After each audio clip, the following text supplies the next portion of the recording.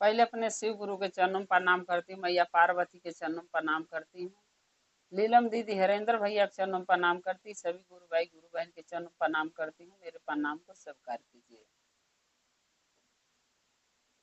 गुरु बहन एक कथा सुनाने जा रही हूँ। कथा महादेव का है, ध्यान से सुनिए लोगन। इस कथा में बहुत बढ़िया एक कथा है, रहस्य देखिए कितना अच्छा इसका है। एक कथा है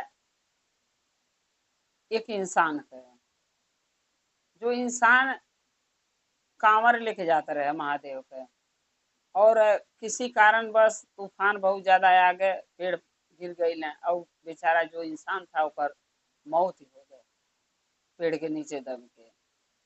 और उसका आत्मा जो है भटक रहा है, कांवर पूरा नहीं हो पौले रहा। तो ये कहानी है एक भूत के कि कैसे कांवर लेके महादेव के दरबार में जाने के लिए ओकर आत्मा मरने के बाद भी तड़प रहा है। वो मरने के बाद भूत बन के कांवर कैसे लेके महादेव के दरबार तक गई, ये आप लोग ध्यान से देखना। कथा बहुत अच्छा है, ध्यान से देखने से ज्ञान मिलता है। पूरा कथा देखने से कथा के रहस्य के बारे में पता चली कि कथा में का बतावल गई बा, का समझावल गई बा। इसीलिए रउरे सभी से निवेदन है हाथ जोड़ के कथा सभी गुरु भाई गुरु बहना ध्यान से सुनबे और पूरा सुनबे ताकि ज्ञान मिल सके। एक गांव में माँ बेटा दो जने रहत रहना। जो बूढ़ी माता थी वो महादेव की भक्त थी, शिष्या थी, महादेव का शिष्या रहली। महादेव का पूजा पाठ भक्ति बहुत करती रहली। उनके एक बेटा रहलन, पति नाई उनकर रहलन, एगो बेटा रहना। उनके पोस पाल के बेचारी बूढ़ी माता सियान करी, पढ़ाई लिखाई बहुत कष्ट बहुत दुख उठा के धीरे धीरे जब वो लड़का सियान भइलन तो उनके माई के एक ही ख्वाहिश था रहल कि अगर हमार बेटा जब सियान हो जाइए तो सब जाता कांवर लेके बाबा धाम, तो हमरो बेटा लेके जाइए। वो एक मन्नत मान ले रही अपने दिल में कि जब हमार बेटा बड़ा हो जाइए तो हम कांवर लेके भेजब। धीरे धीरे लड़का जब वो सियान भइल, होशियार भइल, कम से कम 16 17 18 साल के आसपास के भइल, तब उनकर माई सावन का महीना आयल तो सोचली अब लड़कवा होशियार हो गइल बा ना, अच्छा चला ले आवा बोल दी कि कांवर अपन लेके चल जा महादेव के दरबार में। तब वो अपने लड़का से कहती अड़ी, तुम लड़कवा का नाम रहे भोला, कहती अड़ी ये भोला तुहके कांवर लेके बाबा के दरबार में जाए पड़ी बाबा धाम। तब वो कहता ना माई कि हम कांवर लेके कैसे जावे, बहुत दूर बा बाबा धाम, राह में जंगल झाड़ी बहुत पड़ाला, कैसे जावे। तब वो कहली कि बेटा अड़ोस पड़ोस का बहुत लड़का जाता ना कांवर लेके, संगत बा उन्हीं लोगों के साथे जा। बहुत दिन से हमारे दिल का ख्वाहिश था रहल है कि हमार बेटा जब सियान हुई तो बाबा धाम कांवर लेके भेजब, सो बेटा चल जा तू कांवर लेके। कहला ठीक बा भोला, कहला ठीक बा माई, ऐसन बा कि कांवर उमर ले आ दा हम लेके चल जाना। गैली किन उनके बाजार से कांवर उमर सब कुछ ले अली धैली कैली, कहली ये बेटा हमारी है एगो ख्वाहिश बा दिल के कि जरूर पूरा करिए, नहीं तो अगर कल हमके कुछ हो जाई, हम मर जाब तो हमारा आत्मा तड़पी।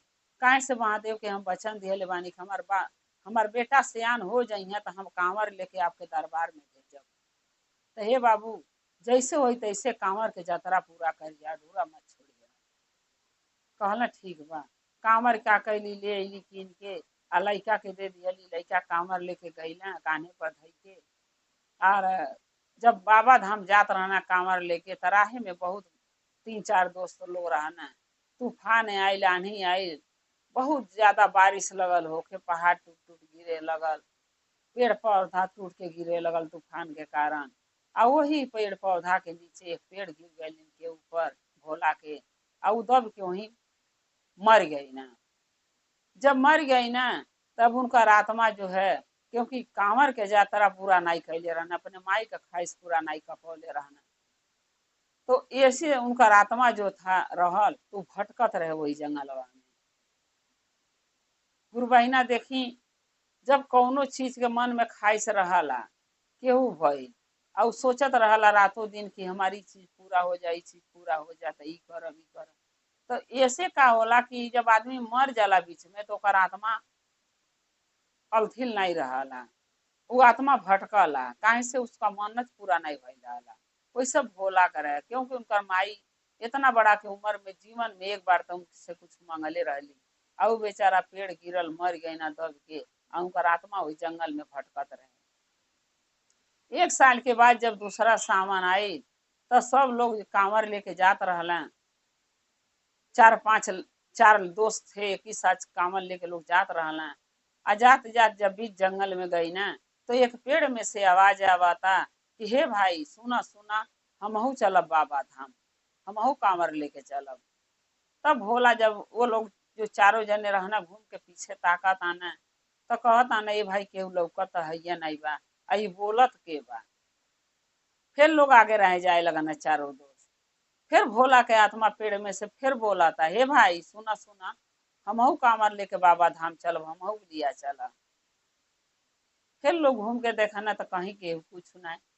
फिर वो में से एक आदमी जो रहना, उनका नाम रामू रहे। वो बहुत चतुर रहना, सब चारों में ज्ञान बुद्धिदार हुए रहना। तब वो कहत आना चारों जने से कि नहीं हो, केहू तो बा यहाँ लेकिन लौकत नहीं बा, चला आवाज लगावा के होई तो जरूर बोली। तब वो रामू कहना कि ये भाई के बा हो, के बोला था, सामने आवा। तब वो भोला के आत्मा कहता कि हम ही हैं भाई, हमारा नाव भोला है, लेकिन हम जीवित नहीं बानी। अगर हमके लोगन देखबा तो तुम लोगन डर जाइबा, ये से हमके मत लोगन देखा, बस कांवर हमके एगो दे दा, हम तुम लोगों के साथ चलब। तब वो रामू कहता ना कि हे भाई, कांवर तो के हम दे दिया साथे लेके चलब, लेकिन जब तू देखिए नहीं देताड़ा तो कांवर हम लोग हमन के देव के कम से कम सामने तो दिखाई दा। तब वो उनका भोला के आत्मा कहता कि अगर हमके लोगन देखबा तो डरा जाइबा, काहे से हम जीवित नहीं बानी, हम एक भूत हन। तब रामू कहना कि भाई भूत होका चाहे इंसान होका, सामने अइबा तब कोनो बात होई, आ तब तो साथे चलबा। कहला भोला के आत्मा कहला ठीक बा, सामने आवत है लोगन डे रही है मत। सामने आत्मा आयल, आ ऊ भयानक आत्मा रहे गुरु बहिना, कि देख के चारों मनई जो जात रहना रामू और चारों तीनों दोस्त उनका, वो सब चारों मनई देख के हिल गई ना, डर गई ना वो भूत के। काहे से भूत बहुत भयानक होला गुरु बहिना। अगर साधारण भूत हमारे तुम्हारे जैसे इंसान के लेखा रहे तो मनई काहे डेरा। जब डेरा गई ना भूत के बड़े बड़े दांत देख के और हाथ गोड़ का नाखून बड़ा बड़ा देख के मनई डर गई। जब डर गई ना लोग तो कहता ना, ए भाई तू भूत हवा, तुहरे साथे हमन के नहीं जावा। अब भूतवा आगे आगे पीछे पीछे, आगे आगे ही लोग पीछे पीछे भूतवा लगल चले। कहता नहीं हमहू चलब, हमहू चलब, हमहू के ले चला। अब सब जने लोग कहना भाई ये तो तुम ही चल जा, हमन के नहीं जावा बाबा धाम। रास्ता लोग बदल लिया ना, फिर भी भूतवा वही रास्ता पर पहुंच गए। तब लोग कहना ये भूतवा पीछे नहीं छोड़ी, ऐसा करा यही के जायदा कमरिया दे दा, हमन के दे दिया जा, हमन के घरे लौट चल जा, दूसरे दिन जाए जाए।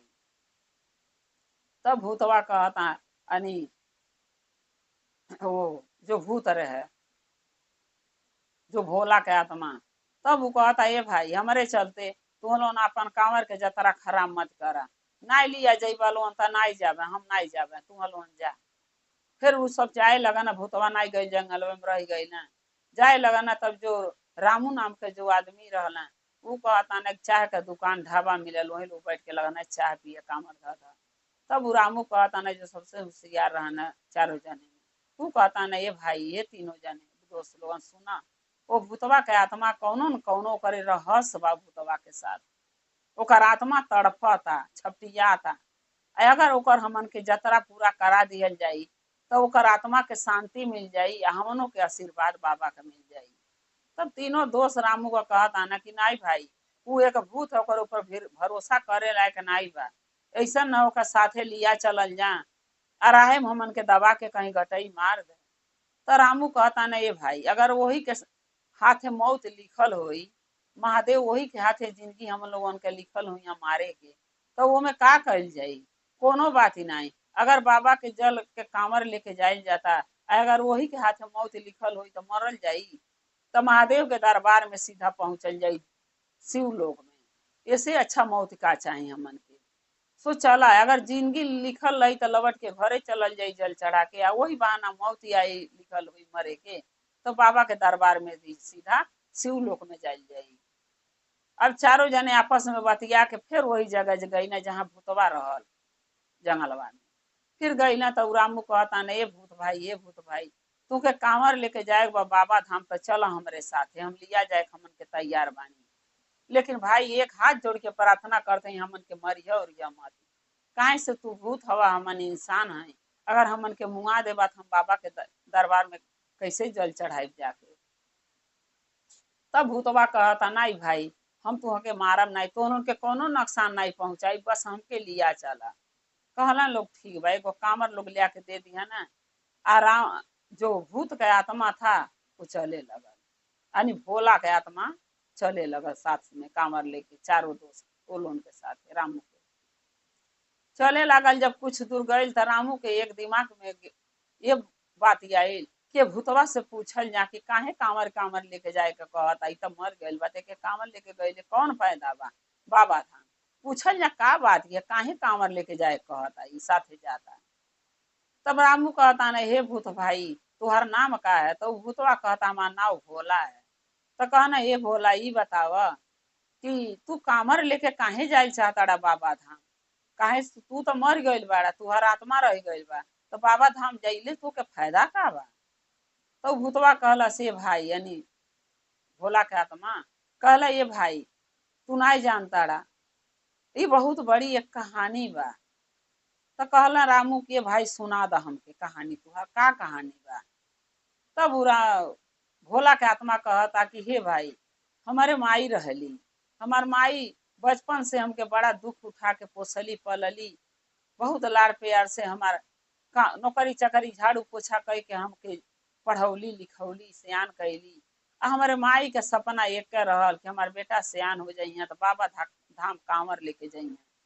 सो हमार माई जब कहली, हे बाबू अब बाबा धाम कांवर लेके चल जा, तो हम जाए के तैयार हो गई। हमन के 3-4 दोस्त रहनी, एक साथे समझ जात रहनी। बहुत तेज तूफान आयल, बारिश आयल, हवा चलल, आ पेड़ टूट टूट के जंगल में गिर गई ना यही जगह पर, आ वही पेड़वा के नीचवा दब के हम मर गई, हमार मौत ही हो गई। सो कांवर हमारे यहीं तक रह गए, आगे तक कांवर लेके हम पहुंच नहीं पानी बाबा के धाम तक। आ वही से हमारा आत्मा भटकत रहा, हमारे चिंता में हमार मैयो मर गई। तो ये भाई बतावा, कंवरिया अगर हम नहीं लिया के बाबा धाम तक लेके नहीं जावे, बाबा के जलवा नहीं चढ़ाई, तो हमारे मैयो के आत्मा भटकत हुई कि हमार बेटा हमारे एक ख्वाहिश रहल पूरा नहीं कही ना। हमारो आत्मा भटकता कि माई कहली कांवर लेके बाबा धाम जाए के जल चढ़ावे के, हम जा नहीं पौनी। हे भाई हमारी यह आत्मा भटकत रहा कांवर के लिए। सो आज हम कांवर बाबा के धाम जाके जब कांवर लेके पहुंच, जब जल चढ़ा दे, हमारे आत्मा मुक्ति मिल जाए बाबू भाई। तब भोला थी रामू कहता ना, हाँ भाई ठीक बा, चल तू, तुहार तुहार मन्नत बहुत बड़ा बा भाई, हमनों से ज्यादा बा, कि तुहार मन्नत पूरा कर बहुत जरूरी बा हमन के, चल हमारे साथे, हम तो के लिया चलब। अब 2 जने पीछे 2 जने आगे, बीच में भूत लिया के गई ना लोग बाबा धाम गई तो वो लोग गई ना जल चढ़ावना लोग बाबा धाम जाके। आ जब जल चढ़ा लिया भूतवा, तो भूतवा के बाबा से मुक्ति मिल गया। मुक्ति मिल गया जल चढ़ावले के बाद भूतवा सीधा जो है कि महादेव के दरबार में चल गया, शिव लोक में महादेव के चरणों में भूतवा के आसरा मिल गया, और जल चढ़ा के भूतवा बैकुंठ चल गया। इसीलिए कहे ला गुरु भैया गुरु बहना कि देखी कौनो चीज के ख्वाहिश जब मन में हम रखले हैं, इंसान मर जाता तो ख्वाहिश पूरा नहीं होता, तो आदमी के आत्मा भूत बन के भटकत रहता। लेकिन वो तो चली इंसान उनके मिल गई ना, उनके मुक्ति लोग दिया। लेकिन हकीकत के जिंदगी में ऐसा कुछ नहीं बा गुरु बहना कि केहू केहू के भूते के सहायता करे और ओकर कार्य पूरा करवा के ओके मुक्ति दिवा दे। इसीलिए कहते हैं कि अगर मान ली केहू के दुख है, केहू परेशानी है, केहू के कष्ट है, आ केहू चाहता कि हमके ई काम हमार हो जाता, हमार मुक्ति हमके मिल जाए, तो ओकर सहायता करना चाहिए गुरु बहना, ना कि ओके भगाना चाहिए, खदेड़ना चाहिए। जैसे रामू वो भूत भोला नाम के भूत के मुक्ति दिवा दिया न जल चढ़वा के लिया जाके बाबा धाम। वैसा सब आशा करती हूँ कि सभी गुरु भाई गुरु बहना किसी दुखियारी के, किसी दुखे मनई के, किसी के कष्ट बा, कोई परेशानी बा, ओकर सहायता कीजिए, ओकर मदद कीजिए। हम यही कहूँगी गुरु बहिना, जैसे भोला के जातरा मरने के बाद कांवर के पूरा भइल, वैसे बाबा जियतबे सबकर जातरा पूरा करें कांवर के। जे जहाँ जल चढ़ावे जाता, बाबा धाम जाता, केहू नीलकंठ जाता, केहू कहीं जाता, जहाँ जहाँ जे जाता तहाँ तहाँ बाबा उनकर यात्रा पूरा करें और मनोकामना पूर्ण करें। गुरु बहिना, अगर ये हमारी चर्चा आप लोग के अच्छा लगल बा तो कमेंट में लिख के जरूर भेजवें। चैनल को सब्सक्राइब कर लेवें कि जो भी नया नया कथा हम अपने चैनल पर डालत हैं वो आप तक आसानी से पहुंचत रहे। आप लोग हमारे चैनल के, हमारे कथा के ऐसे देखत रहें, जैसे आगे प्यार दुलार देते रहनी है वैसे अबो प्यार दुलार हमें देते रहें। हम आप शिव परिवार से ऐसे जुड़े रहें। हर हर महादेव, घर घर महादेव। महादेव का दया और कृपा सभी गुरु भाई गुरु बहना पर बनल रहे। सभी गुरु बहना का दया महादेव का मिले। कमेंट में लिख के जरूर भेजिएगा। हर हर महादेव। जय जय महादेव। जय शिव।